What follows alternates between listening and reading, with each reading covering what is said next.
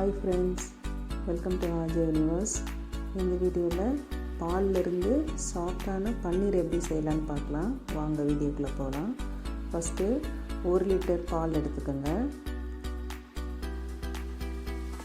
ஒரு பாத்திரத்தில் பால் எல்லாத்தையும் ஆட் பண்ணிடுங்க.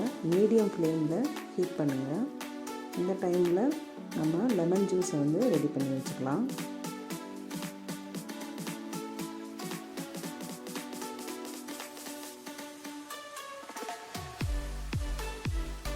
நான் 2 எலுமிச்சம்பழம் எடுத்திருக்கேன்.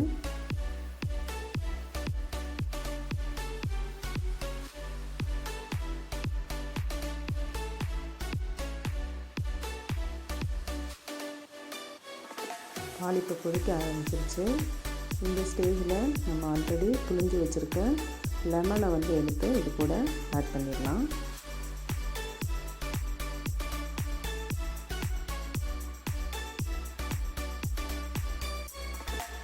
இதை நல்லா மிக்ஸ் பண்ணிகிட்டே இருக்கலாம், நல்லா கிண்டிகிட்டே இருக்கலாம். நல்லா மிக்ஸ் பண்ணோம் அப்படின்னா நல்லா தயிர் அதில் கர்ட்ஸ் பிரிஞ்சு வந்துடும். சேம் சைட்லேருந்து இந்த கர்டு பிரிஞ்சதுக்கப்புறம் அந்த தண்ணி மஞ்சள் கலராக மாறிடும். இதை ஒரு துணி இல்லைன்னா ஒரு சல்லடை வச்சு ஃபில்ட்ரு பண்ணிடுங்க.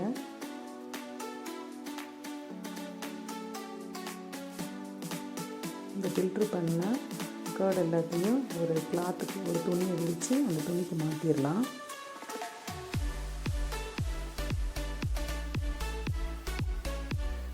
இந்த துணியை அதை சுற்றி ரேப் பண்ணுங்கள் ஒரு ஸ்கொயர் ஷேப்பில்.